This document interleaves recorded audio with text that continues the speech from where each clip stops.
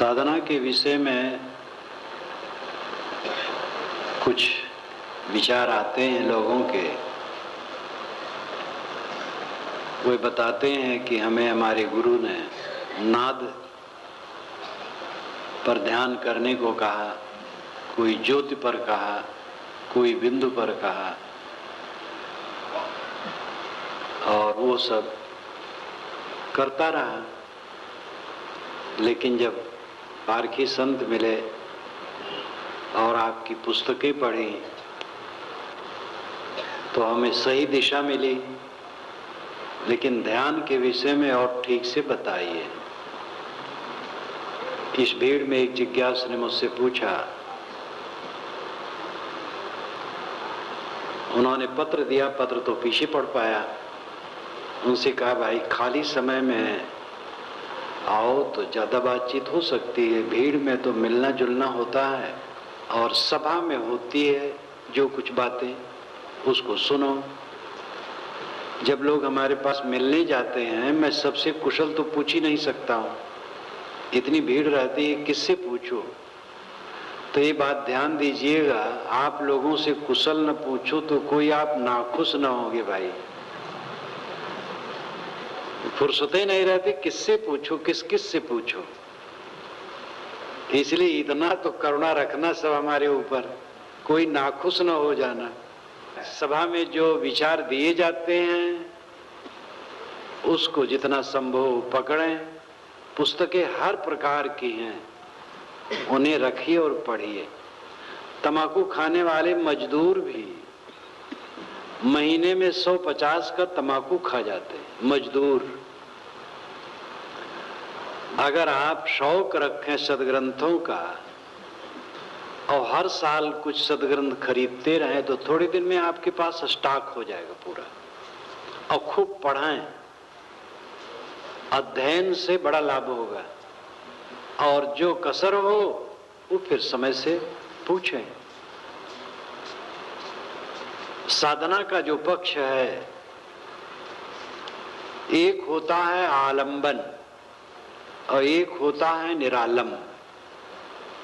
पहले आलंबन से साधना की जाती है, तब निरालंब की दशा आती है। जिस गुरु ने ज्योति में ध्यान करना बताया हो बुरा नहीं है, नाद को बताया हो बुरा नहीं है, बिंदु को बताया हो बुरा नहीं है, किसी महापुरुष के चित्र में ध्यान करो ये भी बुरा नहीं है। मेरी एक छोटी पुस्तक है, ध्यान क्या है, उसको आप पढ़ें तो उसमें भी ये सब बताई गई हैं बातें। साकार योग, दृष्टि योग, नाद योग, बिंदु योग, ये सब स्वर योग, ये सब बताया गया है। साकार योग का अर्थ मैंने ये माना है कि किसी महापुरुष का चित्र अपने मन में लेकर के उसमें चित्त को एकाग्र करना।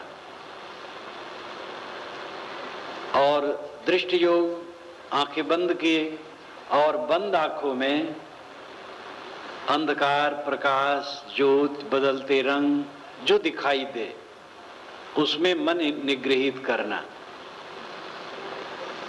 बिंदु योग, एक चमकता हुआ गोल गोल बिंदु। त्रिकुटी में, त्रिकुटी कहते हैं दोनों भौहों के बीच और नाक के ऊपर। त्रिकुटी में एक बिंदु की कल्पना करें, या कंठ में या हृदय में या नाभि में, कहीं भी, और वहां मन ठहराइए। स्वर योग, सांस आती है जाती है अपने आप, और उस सांस पर मन ठहराइए और कुछ न सोचिए, केवल सांस पर मन ठहराइए।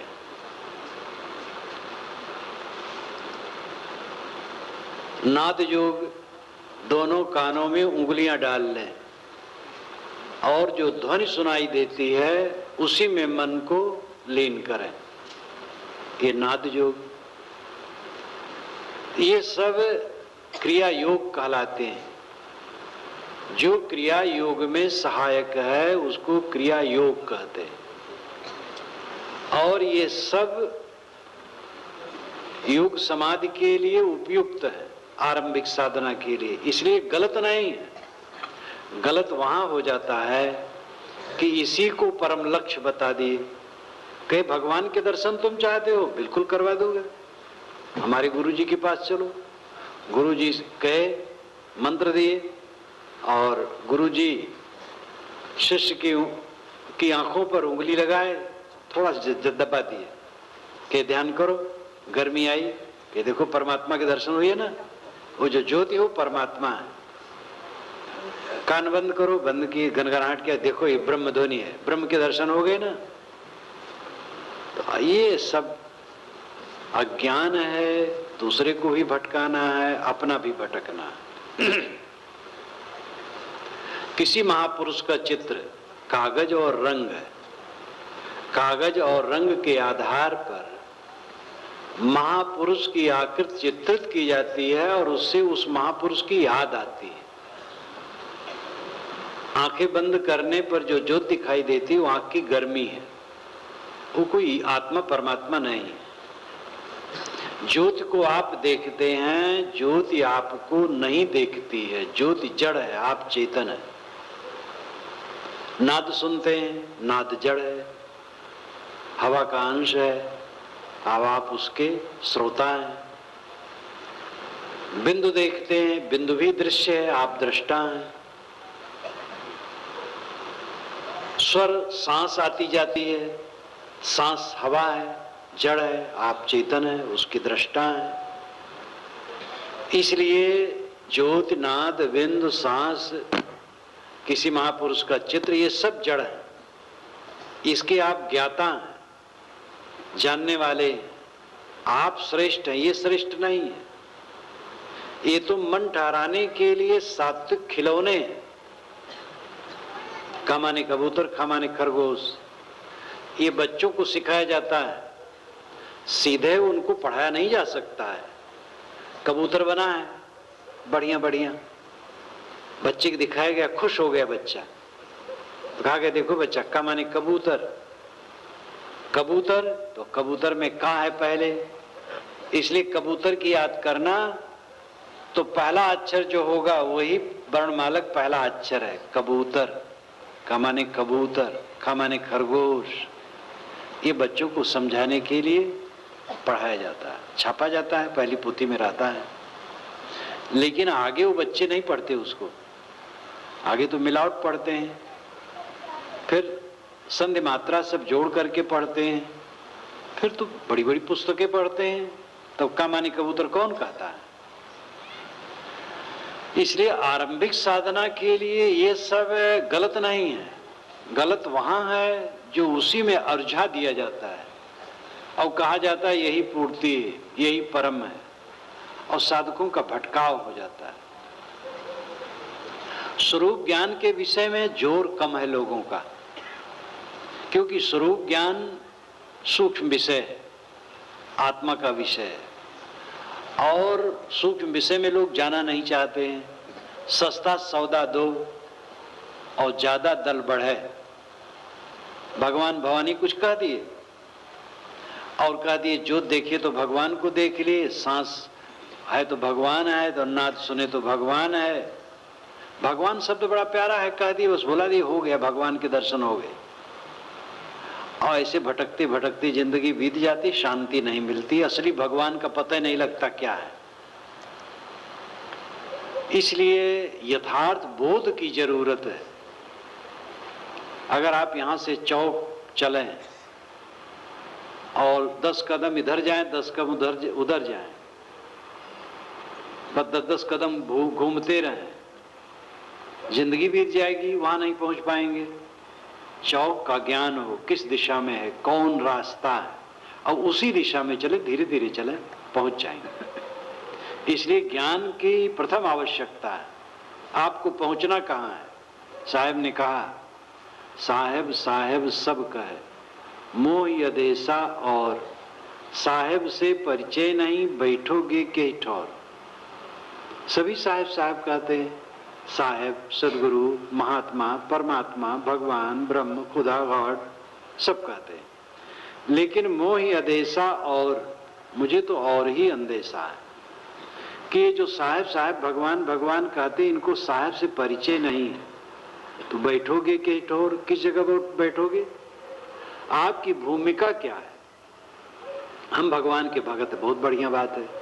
भगवान क्या है, वो भक्ति क्या है, इसको आप कभी समझे?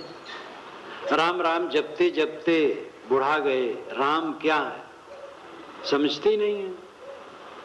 साहब ने कहा, राम नाम जाने बिना भो बूढ़ मुआ संसार, राम नाम निज जान के छाड़ देव वस्तु खोट, राम ही जान युक्ति जो चलई। बारंबार वो जानने को कहते हैं। मान लेना ठीक है, मान लो, लेकिन जानो। विवेकवान जानता है तब मानता है, सामान्य व्यक्ति मानता है तब जानता है। लेकिन कितने लोग हैं मान लिए, जानने की जरूरत जीवन में नहीं। तो है जहां के तहां वो कबूतर वाली कहानी, सुगा वाली कहानी आप जानते हैं, याद दिलाना है। एक पक्षी फंसाने वाला सुगा को भी फंसाता था, तो उसको मार के खाता नहीं था, वो बेचता था। एक महात्मा ने खरीद लिया और पिंजड़े में रखा और ले गया, उसको पढ़ाया, बधिक आएगा, जाल बिछाएगा, दाने डालेगा, मुझको फंसाएगा, निश्चय मैं नहीं फंसूंगा। खूब पढ़ा दिया। महात्मा सोचे पढ़ गया अब नहीं फंसेगा, छोड़ दिए। गया जंगल में, यही पढ़ने लगा और सुगे पढ़ने लगे। सब सुगे ट्रेंड हो गए, बधिक आएगा, जाल बिछाएगा, दाने डालेगा, मुझको फंसाएगा, निश्चय मैं नहीं फंसूंगा। एक दिन बधिक आया, ये आवाज सुना, वो घबरा गया कि ये तो फंसने वाले नहीं इतने चतुर हो गए हैं। गया पिता से कहा, उसने कहा तूने जाल डाला, कहीं डाला तो नहीं, कहीं डाल के देख तो। चला, डाला उसने जाल, दाने बिखेर दिए, आए सुगे बैठ गए, दाने खा रहे हैं, बधिक आएगा, जाल बिछाएगा, दाने डालेगा, मुझको फंसाएगा, निश्चय में नहीं फंसूंगा। दाने खा रहे हैं, उसने डोरी खींची, सब फंस गए और सब वही कह रहे हैं। बाजार में जाके बिक रहे हैं और कह रहे हैं बधिक आएगा, जाल बिछाएगा, दाने डालेगा, मुझको फंसाएगा, निश्चय में नहीं फंसूंगा। तो कहते हैं जानते नहीं। साहब ने कहा, नर के संग सुआ हरि बोले, हरि प्रताप न जाने, जो कभी उड़ जाए जंगल में तो हरि सुरत न आने। कितनी बढ़िया बात है।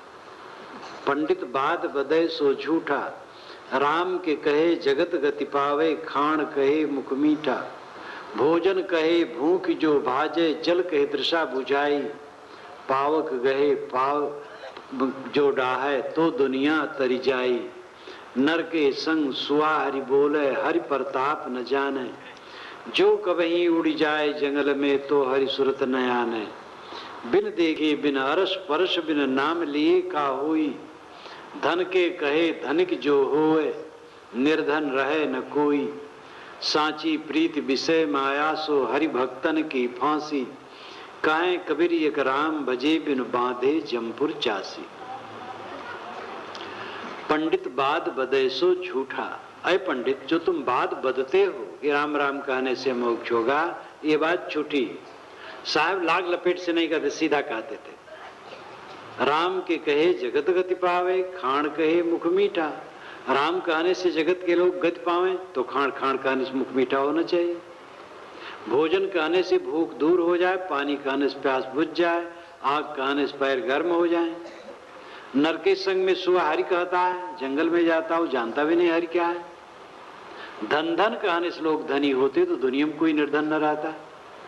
सांची प्रीत विषय माया सो हरि भक्तन की फांसी। अब साहब सार बात कहते हैं, हरि भक्तों की फांसी तो यह है कि वे सच्चा प्रेम विषय माया से करते हैं। तो राम राम कहने से क्या होगा? तंबाकू नहीं छूट रहा है, राम राम कहते जा रहे हैं। ये भी ठीक है, तंबाकू खाओ, राम राम तो कहते हो, लेकिन राम राम कहो तंबाकू न खाओ ये अच्छा है। देखो पूर्व प्रवक्ता के विचार आप कितना सुंदर सुन रहे थे। नशा से आपको लाभ हो तो नशा लो, कोई हर्ज नहीं है। नशा से किसी का लाभ नहीं है, सबका नुकसान है। और समझदार होकर के नशा ले। पंडित नशा लेता है, वकील, जज, प्रोफेसर, महात्मा जी दम मारते हैं गांजा का, तब और क्या कहा जाए। तो ये सब नशा से लाभ हो तो लेना बुरा नहीं है, तो हानि है।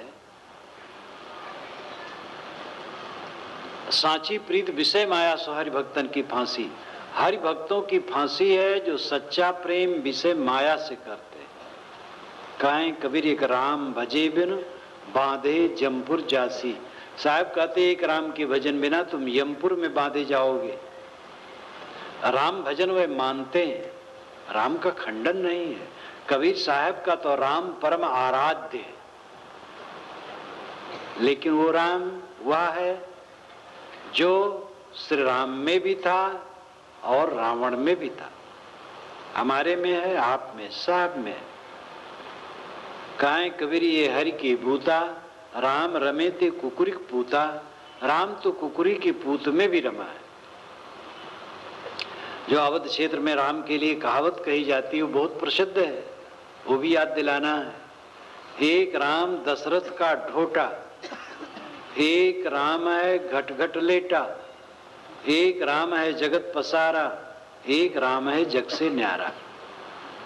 एक राम दशरथ का ढोटा बेटा श्री रामचंद्र, ये दशरथ के सुपुत्र है जो बहुत प्रसिद्ध महापुरुष है। और एक राम है घट घट लेटा। घट घट या घर घर पाठांतर है, कोई फर्क नहीं। घर घर है तो ही घट घट है। हर घट में जो लेटा है बैठा है आत्मा, एक राम वो है। अब उसमें फर्क यह है कि एक राम है जगत पसारा। एक राम जगत पसारा में अपने को खोए, सब कुछ मान रहा है मेरा है, इसलिए दुखी है। लेकिन एक राम है जग से न्यारा। एक राम ऐसा है जो मान लिया कुछ मेरा नहीं, बस सुखी हो गए। तो कुल मिलाकर के अर्थ हुआ तो एक महाराज श्री रामचंद्र हैं जो एक राम है, वो हमारी पूजनीय है, पितामह है, आदरणीय है। लेकिन जो उपास्य राम है वो घट घट में।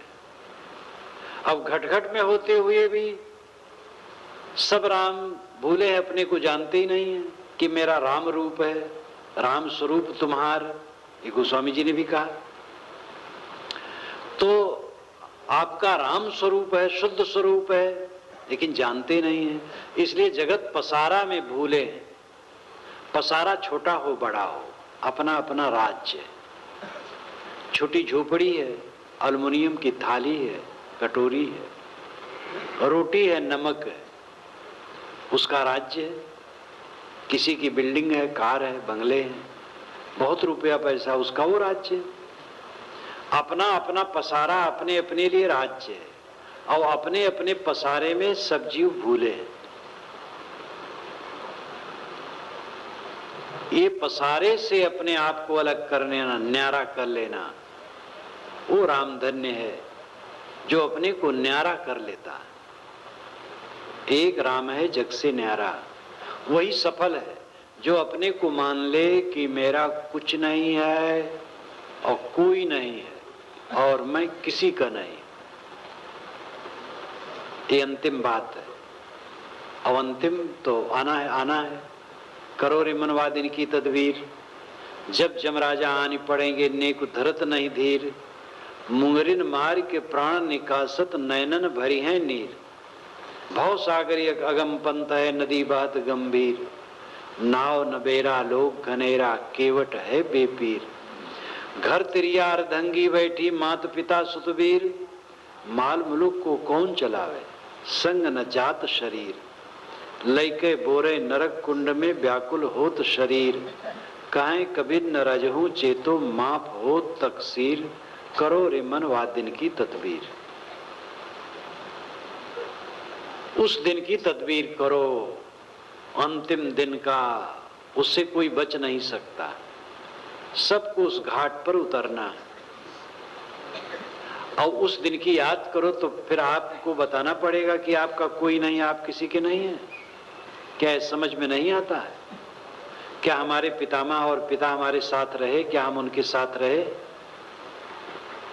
ये बात समझ में तो आ जाती है, इसकी चरितार्थता होती है जब साधना में लगे, रोज अध्ययन करे। 1 घंटा कम से कम अध्ययन करो सदग्रंथों का, और ध्यान जितना बन सके आधे घंटा करो, 15 मिनट करो।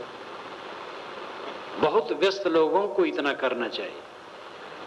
जो मेरा फार्मूला हो तो आप जानते हैं, जवानों को 1 घंटा समय 24 घंटे में अपने अध्ययन ध्यान के लिए निकालना चाहिए, और 40 वर्ष के ऊपर वालों को 2 घंटे, और 50 के ऊपर वालों को 3 घंटे, और 60 के ऊपर वालों को कम से कम 4 और अधिक से जितना बने, क्योंकि 60 में तो रिटायरमेंट हो गया है।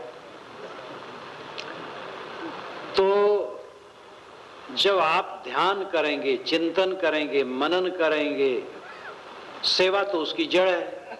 सेवा भाव नहीं होगा तो कुछ साधना नहीं बनेगी। जो सेवा नहीं करता है, 1000 ज्ञान सुने वो बह जाएगा। सेवा होनी चाहिए।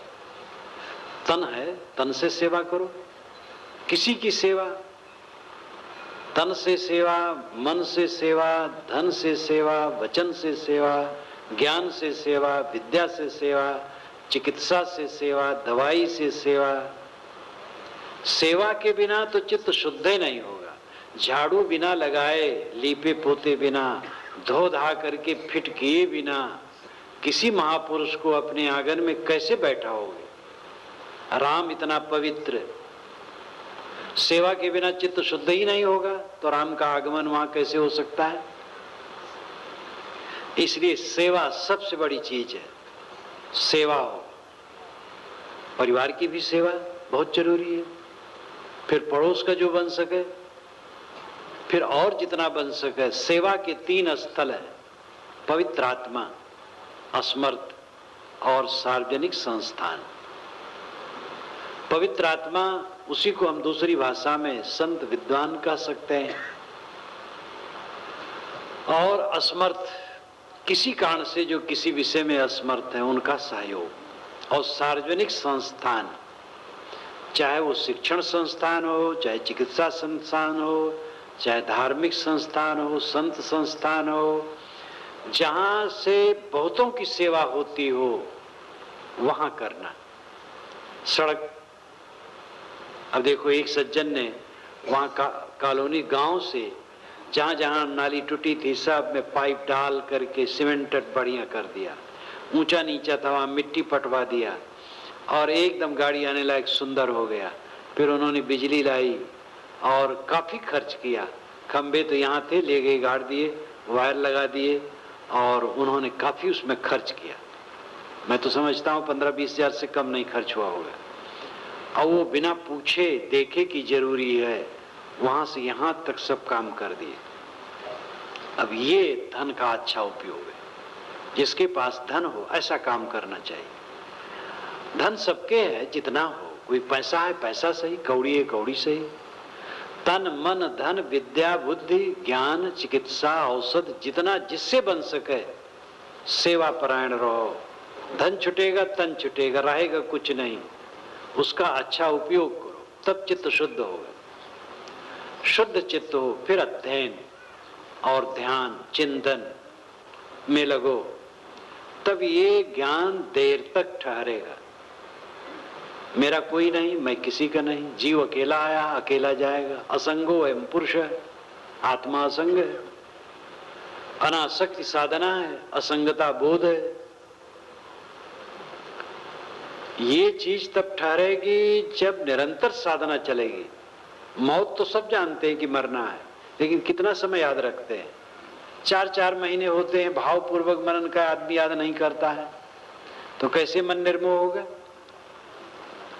जब रोज सेवा स्वाध्याय साधना में लगा जाएगा तब ज्ञान चरितार्थ होगा, तब दिमाग में ठहरेगा, तब मन शोक से मुक्त होगा। चिंता में सब जीव जलते और बिला काम का जलते, कोई जरूरत नहीं है जलने की। खा रहे, आगे भी खाते रहेंगे, विश्वास करें। रोग लगेगा तो चिकित्सा हो जाएगी, दवाई हो जाएगी। आपके कोई आश्रय न होंगे, आश्रय मिल जाएंगे, अचानक हो जाएंगे। जिनके लिए तैयारी करो वो सहारा न कर सकते, हो सकता है, और जिनको कभी आप सोचे न हो वो सहारा देने आ सकते हैं। इसलिए चिंता तो बिल्कुल ही मत करो। निश्चिंत रहो, निष्फिक्र रहो, अपना काम करते रहो। और ये समझ लो, जैसे मैंने अपने लिए कहा तैसे आप सब समझो, आपको बहुत मिले तो आपका कोई लाभ नहीं होगा, कोई ना मिले तो कोई नुकसान नहीं होगा। हाँ, जहां से कल्याण होना है वहां मिलो, जहां से दुख दूर होना है वहां मिलो। और दुनिया की वस्तुओं के घटबढ़ में आपका कोई हानि लाभ होने वाला नहीं है। और हानि की बात जो है, मिटने की बात कोई रोक नहीं सकता है। जब जिनको उठ के जाना होगा क्षण पल में चल देंगे, आप रोते रहेंगे, कोई मतलब नहीं होगा। और जो गुजरना होता है गुजरता है, जो अपने बस में नहीं उसके लिए सोचना हद दर्जे की भूल है। इसलिए उस पर सोचो ही मत, सोचो अपने कल्याण की बात, अपने मन को शुद्ध करने की बात। कई बार बादल आते हैं, यहाँ का अधिवेशन होता है, खूब घनघोर बादल। एक बार तो पंडाल पूरा बन गया, वहां प्रीतम नगर कॉलोनी में था, पंडाल बन गया, सब सज गया, और घोर बादल दिन ही में अधियारी जैसे। कई लोग आओ कहें साहब बना तो बड़ा बढ़िया है लेकिन पता नहीं क्या होगा। हमके होगा क्या, पानी बरसेगा तो पानी बरसेगा और क्या होगा। जो हमारे भक्त आएंगे वो स्टेशन पर नहीं रुकेंगे, बेचते बेचते यहाँ आ जाएंगे, आएंगे बैठेंगे रहेंगे खाएंगे पिएंगे। नहीं प्रवचन होगा पंडाल में, नहीं होगा, मिले जुलेंगे चले जाएंगे, होगा क्या। कहे साहब आप ऐसा सोचते हैं, हम कहे दुख न चाहो तो आप भी ऐसा सोचो। बादल को जाओ रोक दो, फाड़ दो, और फाड़ नहीं सकते तो सोचते क्यों हो, अपना काम करो। तो बिला वजह की बात हम सोचते हैं। बूढ़े हो गए, क्या बूढ़े बूढ़े रट रहे हो, शरीर बूढ़ा हो गया, आप न बूढ़े हैं न जवान है। विवेकी रहो, अपने क्षेत्र की बात करो, प्रकृति के क्षेत्र की बात न करो। कोई जन्मता मरता उसकी बात मत करो, तो उस दुनिया का स्वभाव है, घटबड़ है। एक सेठ जी महात्मा के भक्त थे, गए सेठ जी तो ऐसे हो गए थे, सेठानी प्रेमी थी तो सेठानी नाते सेठ भी दीक्षा ले लिए थे।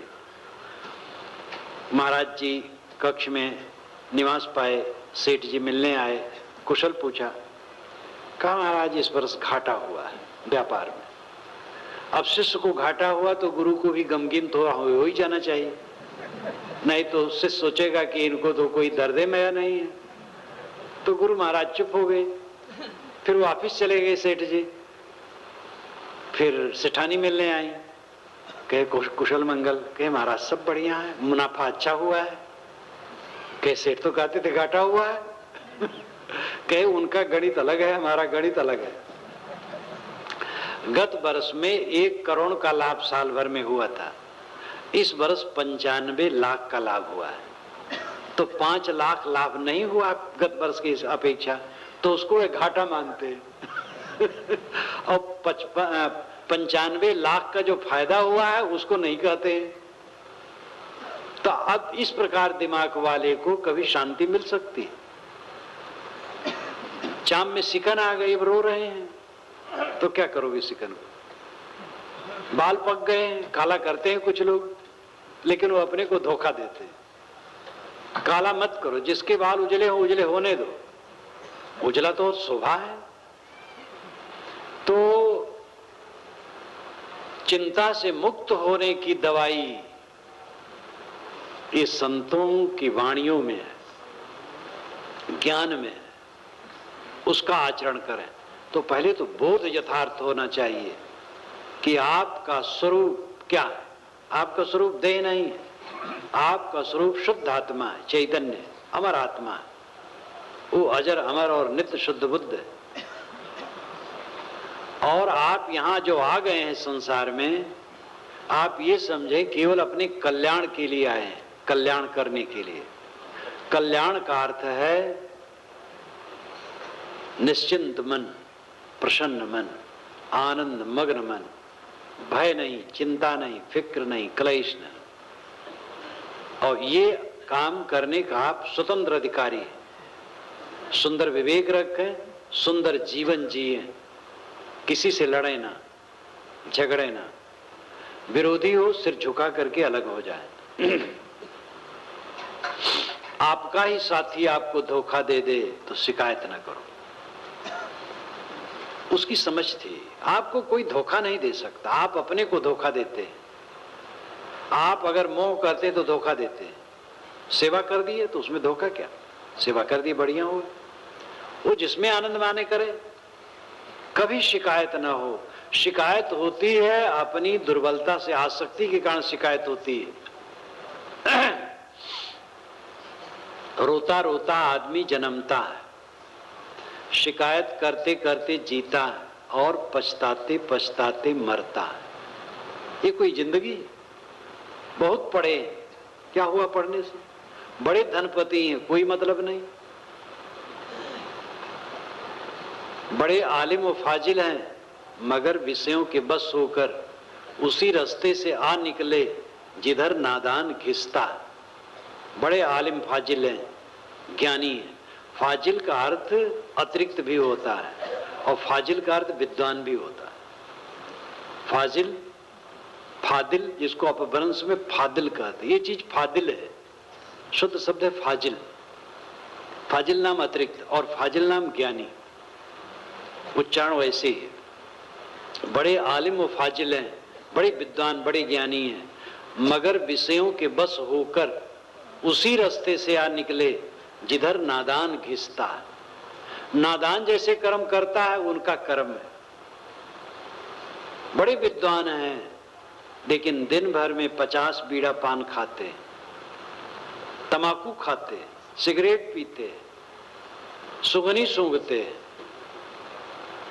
और आजकल तो नए नए रेडीमेड नशा की वस्तुएं चल पड़ी। तो पढ़ने लिखने से क्या होगा? बड़े विद्वान हैं, इंद्रियों की उत्तेजना में बड़ा आनंद आ रहा है, नहीं समझ पा रहे हैं। त्याग के बिना त्याग की शक्ति बढ़ नहीं सकती है। अपने को उत्तेजित करते करते बुढ़ा जाओगे, नरक के सिवा कुछ नहीं। उत्तेजना दूर करो, संयमी बनो। एक दो संतान हो जाए, आप तो दो भी नहीं कहना चाहिए, एक काफी है। एक संतान हो जाए, ब्रह्मचारी बन जाओ। अधिक से अधिक ब्रह्मचर्य का पालन करने की जरूरत है। पढ़ लिख करके क्या होगा? आचरण नहीं सुधरेगा, कर्म नहीं सुधरेंगे। लड़ रहे हैं, पत्नी से लड़ रहे हैं, बच्चे से लड़ रहे हैं, पड़ोसी से लड़ रहे हैं, भगवान के लिए बड़ी तड़फन है और इंसान से दुश्मनी है। और इंसान छोड़ करके आज तक कभी भगवान आपको मिला है? चारों तरफ हमारे भगवान हैं। देखो कितने भगवान बैठे, ये सब देवी देवता, भगवान भगवती, इतने प्यारे प्यारे। इनसे भी कहीं अलग भगवान मिल सकता है? लेकिन इनमें हमें भगवत बुद्धि नहीं है। इनको तो ठगना, अगर हम दुकान पर बैठे हैं तो वहां ठगेंगे, ऑफिस में बैठे हैं तो वहां ठगेंगे, और अगर धर्म की गद्दी पर बैठे हैं तो वहां ठगेंगे। धर्म की गद्दी पर कम ठगाई नहीं है, बहुत भयंकर ठगाई है। वकील, व्यापारी और राजनेता बदनाम हैं अपनी झूठाई के लिए। वकील बहुत झूठ बोलता है, नेता बहुत झूठ बोलता है, व्यापारी बहुत झूठ बोलता है, वो बेचारा बदनाम है।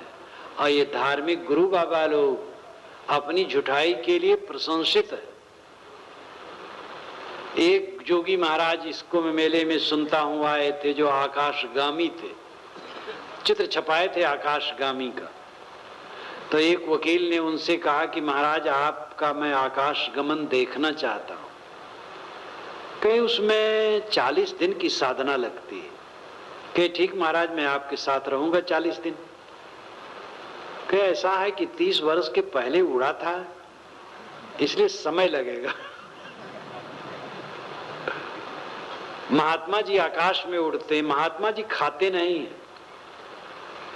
महात्मा जी टट्टी नहीं जाते, महात्मा जी सब जान जाते हैं, और महात्मा जी जो कह दे वही हो जाएगा।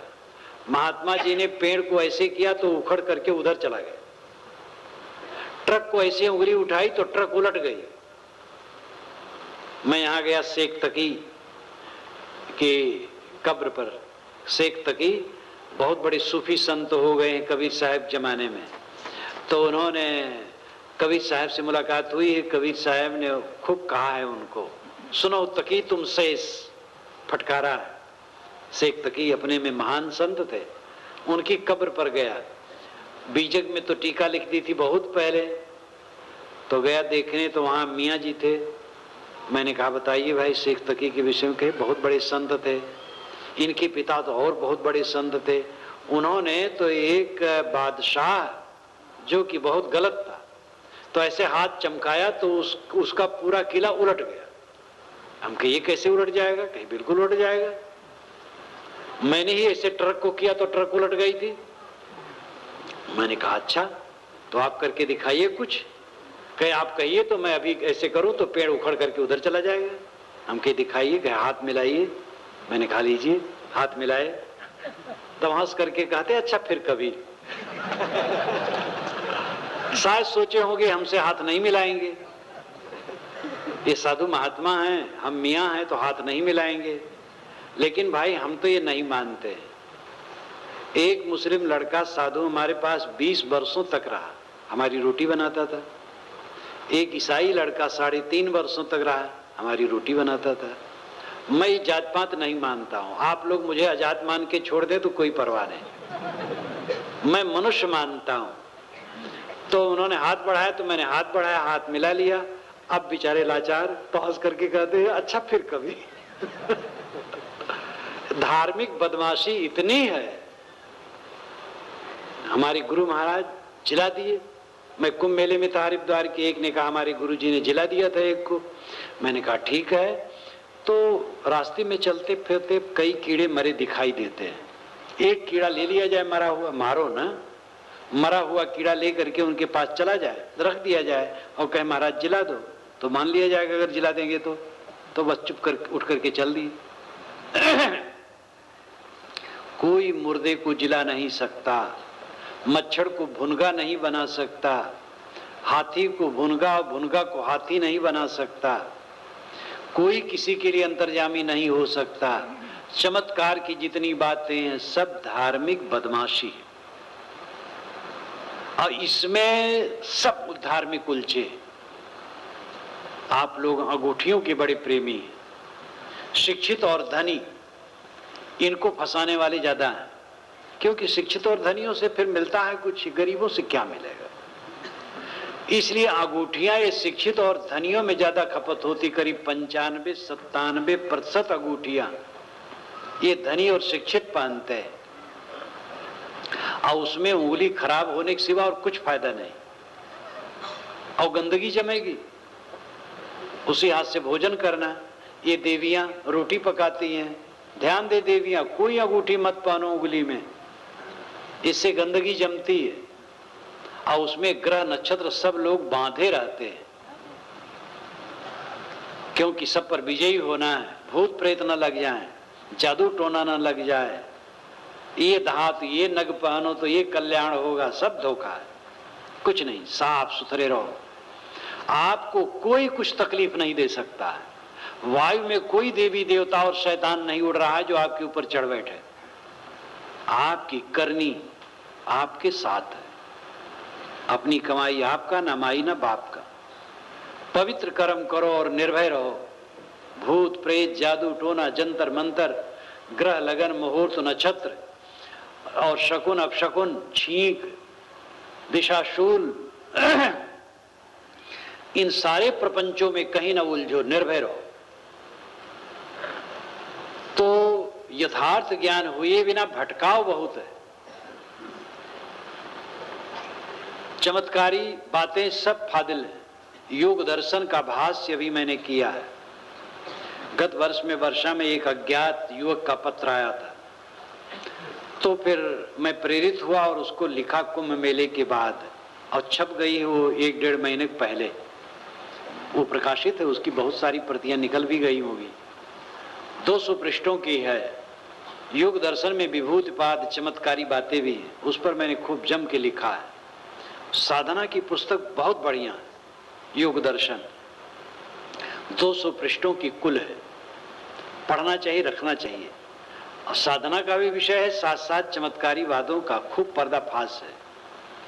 और ये हिंदू के शास्त्रों में से ये एक शास्त्र है 6 शास्त्रों में, योग दर्शन, जो साधना परक है। तो जहां तक साधना का विषय है, जो नाद, ज्योत, बिंदु, चित्र, सांस पर ध्यान करने की बात बताई जाती है, वो मन ठहराने के लिए। पहले तो अभ्यास हो कई मन ठहरने के लिए। जब ठहरते ठहरते एकाग्रता आ जाए तब आगे बढ़ा जाता है।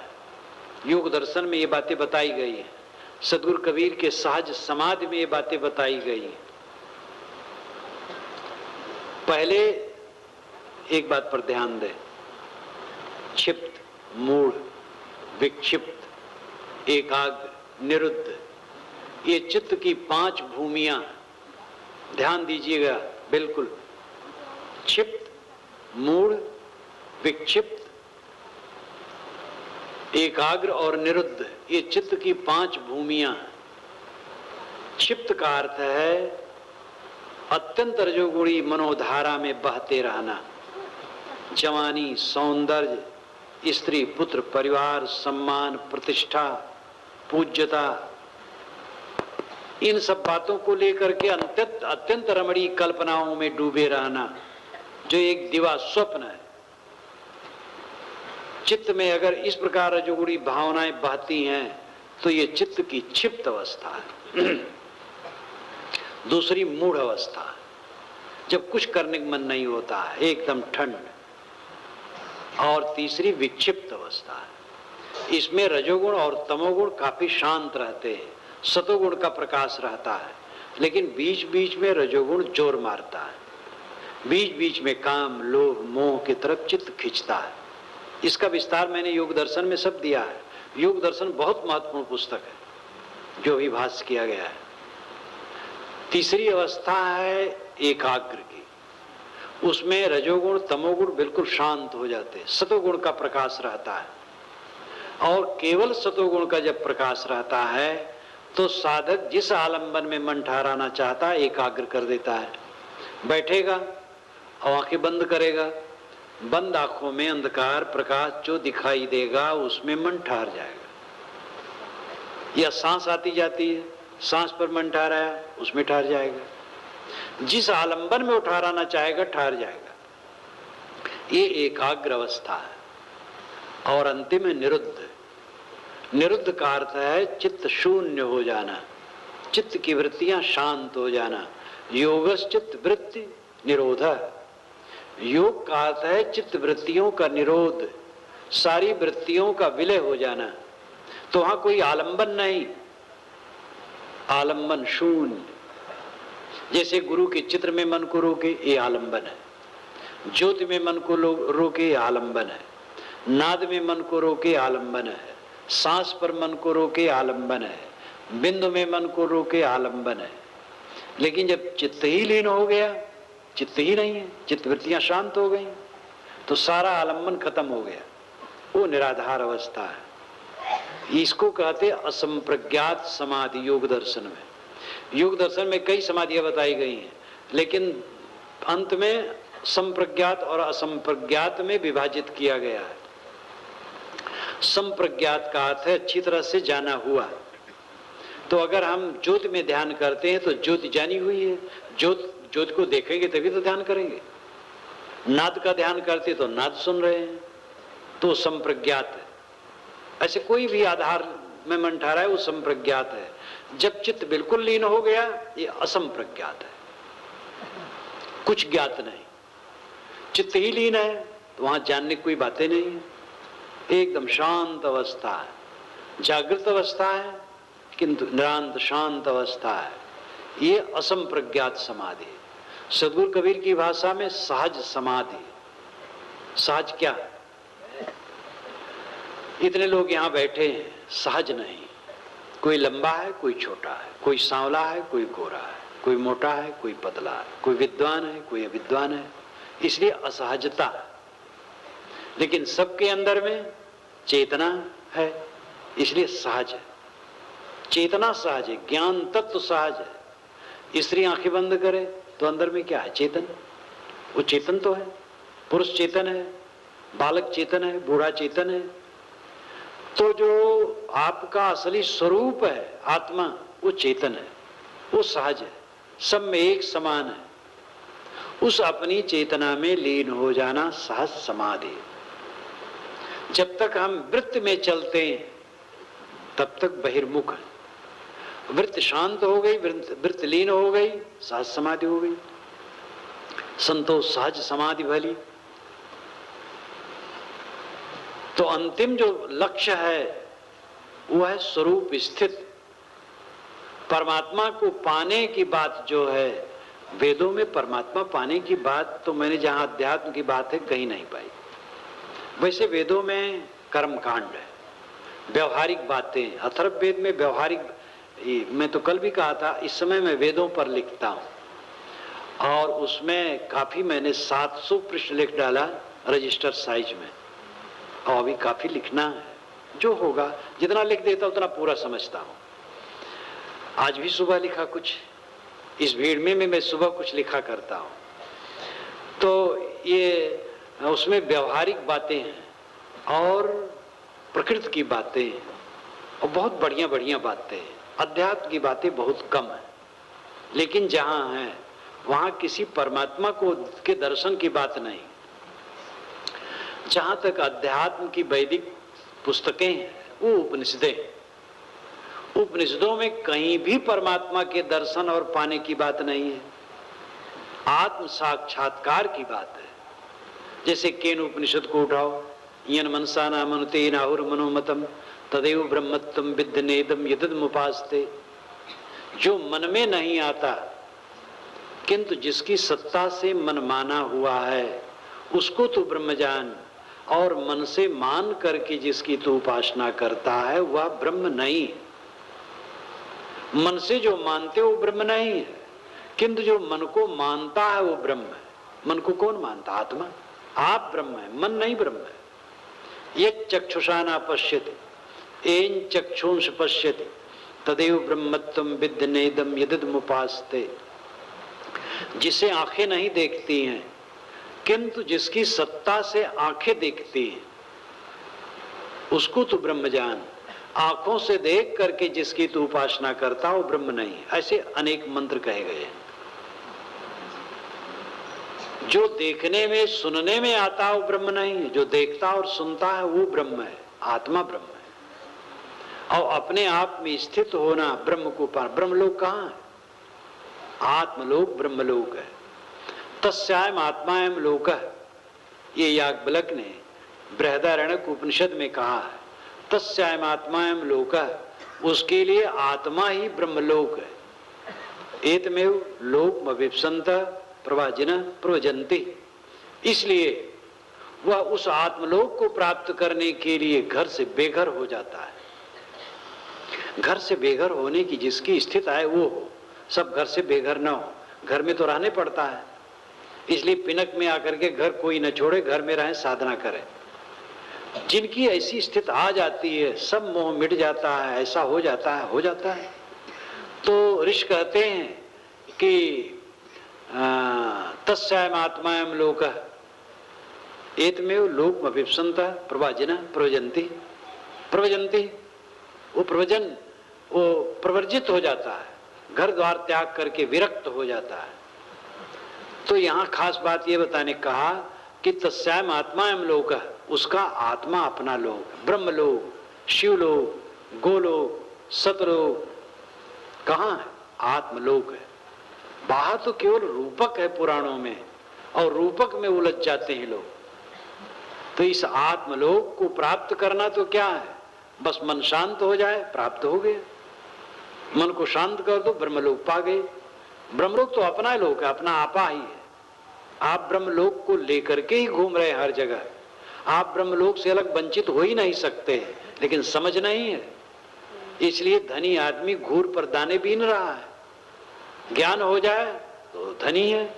आप सम्राट, अपने आत्मा को समझें, वासना को छोड़ें और आत्मा में स्थित हूं। सम्राट तो जो पाना है आपको वो बाहर से कुछ नहीं पाना है, नित्य प्राप्त है, समझना है और ठहरना है। सदगुरु ने इसको बारंबार कहा, कस्तूरी कुंडल बसे मृग ढूढ़े बनवाए, हृदय बसे ते राम न जाना, पानी में मीन पियासी, मुझ सुन सुनी आवत हांसी, घूंघट कापट खोल रे तो को पीऊ मिलेंगे, घट घट में वही साईं बसत है, कटुक वचन मत बोल रे। ये घट घट में साईं बसता है। साहब बारंबार निर्देश करते हैं, आत्मा को पहचानो, अपने आत्मा को पहचानो, अपने आत्मा को निष्काम करो, निर्मल करो और दूसरे की सेवा करो। समाधि में आओ तो निर्गुण उपासना है, आंखें खोलो बाहर है, सगुण उपासना है। दूसरे की सेवा करो, ये सगुण उपासना है। और मन का निग्रह करके आत्मलीन हो, यह आत्म सेवा है। तो जो साधक पूछते हैं ज्योतिनाद बिंदु इत्यादि का ध्यान, वो क्या है? ज्योतिनाद बिंदु सब जड़ है, उसके दृष्टा श्रोता आप हैं। वो केवल मन को ठहराने का साधन है, वो आपका लक्ष्य नहीं। आपका लक्ष्य तो आपका स्वरूप है, आपका आत्मा है, आपका अस्तित्व है। इसलिए अंतिम अवस्था होगी मन का संकल्प शून्य हो जाना। और ये आप घबराएं ना, ये कल्पना से नहीं कहा जा रहा है, न किताब में पढ़ के कहा जा रहा है। ये तथ्य है और ये आप कर सकते हैं, लेकिन इसमें दो शर्त है। एक तो अनासक्त होना, एक दूसरी बात अभ्यास करना। अनासक्त नहीं होंगे तो ये इसमें प्रगति नहीं होगी, अभ्यास नहीं करेंगे तो प्रगति नहीं होगी। अनासक्त होने में पहले सारे दुर्व्यसनों का त्याग, संयम नियम से चलना, अनासक्ति वही सब है। जहां रहते हो सबके प्रति सेवा भाव रखो, कर्तव्य करो, लेकिन अनासक्त रहो। जितनी अनासक्ति पक्की होगी, इस राम के दरबार में प्रवेश होगा। कबीर साहब ने कहा, द्वारे तेरे राम जी मिलो कबीरा मोह, तय तो सब में मिल रहा, मैं न मिलूंगा तो। कबीर साहब की वाणी और वेदों की वाणी दोनों में बुझौल बहुत है। इस समय वेदों को लिखता हूं तो और आता है सामने सामने, इतने मोहक मोहक उसमें रूपक आते हैं, क्या पूछना। दो माताओं का एक बच्चा है जो दोनों के बीच में खेल रहा है। अब आप सोचोगे तो पागलपन की बात है। एक माँ के दो बच्चे हो सकते, दो माँ का एक बच्चा नहीं होता है। लेकिन ऋषि कहते दो माताओं का एक बच्चा है जो बीच में खेल रहा है। दो माता कौन है? द्यावा पृथ्वी, द्यावा देव चमकने वाला ऊपर का मंडल, सितारों का मंडल, और पृथ्वी, इसके बीच में सूरज खेल रहा है, सूरज बच्चा। तैसे कबीर साहब की वाणी में मोहक मोहक रूपक आते हैं। और वास्तव में काव्य में ऊंचा काव्य माना जाता है जो लाक्षणिक हो और व्यंजनात्मक हो, वर्णनात्मक नहीं। तो वेदों के वचन में भी लाक्षणिकता बहुत है, और कबीर साहब की वाणी में तो आप लोग पढ़ते हैं, जानते हैं कितनी लाक्षणिकता है। पंडित लोग अर्थ नहीं लगा पाते हैं। तो साहब कहते, द्वारे तेरे राम जी मिलो कबीरा मोह, अय राम तेरे दरवाजे पर मैं आ गया हूं, आकर के मिल। तो वो कहा, महाराज जब दरवाजे तक आ गए तो अंदर आ जाओ। साहब ने कहा, नहीं भाई, तय तो सब में मिल रहा, तू तो सब में मिला, मैं न मिलूंगा तो सबको छोड़ मेरे पास आ तब मिलूंगा। तो ये सब रूपक है, लाक्षणिक अर्थ है। गुरु आकर के आपको उपदेश करते हैं, लेकिन आप उस उपदेश में तब ठहरेंगे जब किसी से न मिले। तो सब में मिल रहा, तू सब में मिल रहा है तो मुझसे क्या मिलेगा? आत्मा से क्या मिलेगा? राम से कैसे मिलेगा? राम से मिलना हो तो सबसे मिलना छोड़ दे। अभी लाक्षणिक है, इसका मतलब नहीं आपके दरवाजे जब कोई आवे तो उसका नमस्कार न करो, पानी न पूछो। यहां मिलने का अर्थ है मोह करना, चिपकना, आसक्त होना। आसक्ति दूर किए बिना कोई समाधि में नहीं पहुंच सकता है। और अभ्यास, इसीलिए योग दर्शन में कहा गया, अभ्यास वैराग्याभ्याम तन निरोध। अभ्यास और वैराग से चित्त का निरोध होता है। अभ्यास और वैराग से जब निरोध होता है तब क्या होता है? तदा दृष्टु स्वरूपे अवस्थानम, तदा तब दृष्टु दृष्टा के स्वरूपे अपने रूप में अवस्थानम स्थित होती है। चित्त शांत हो गया, दृष्टा अपने स्वरूप में स्थित हो गया। अब आपका पारक सिद्धांत और योग दर्शन में क्या फर्क है? एक ही बात है। इसीलिए पारक को मैं नहीं मानता हूं कि पारक एक काल से है, पारक सब समय, क्योंकि जीव का स्वरूप ही पारक है, परक है। और पारक सदा से, और सदैव पारक शब्द कहे चाहे न कहे, लेकिन सत्य के विचारक सब समय रहे हैं। इसलिए अपने विचार को सीमित मत बनाओ। तो जिसे आपको, जो आपको पाना है, न तो बाहर से कहीं परमात्मा पाना है, न मोक्ष पाना है, न सुख पाना है। जब मन निर्मल होगा, एकाग्र होगा, तब राम के दरवाजे पाप पहुंच गए। और जब निरुद्ध होगा, बस राम के भवन में। एकाग्रता उसका दरवाजा है और निरुद्ध उसका भवन है। एकाग्रता के लिए ये नाद वेद, नाद बिंद ज्योति इत्यादि का अभ्यास चलता है। लेकिन जब शक्ति बढ़ गई और चित्त निरुद्ध हो गया, बस आत्मा स्वयं है। पाना क्या है? जिसकी चित्तवृत्ति लीन हुई, आत्मलीन हुआ व्यक्ति, परम सुख मिल गया, परब्रह्म मिल गया, परमात्मा मिल गया, राम मिल गया। जो आप बड़ा बड़ा से शब्द कहना चाहें, उसकी चरितार्थता आत्मलीनता में है। इसलिए इन निर्णय वचनों पर ध्यान देना चाहिए। ग्रंथ आप पढ़ें, पारक सिद्धांत के ग्रंथों को खूब मनन करें, ग्रंथ पढ़ें, सत्संग करें। और ये न सोचे कि हम तो ऐसा मानते थे। अब मानते हैं तो मानते बैठे रहो, विचारो, चिंतन करो, और निश्चित है सत्य का बोध होगा और कल्याण होगा। इसी के साथ मैं अपनी वाणी को विराम देता हूं।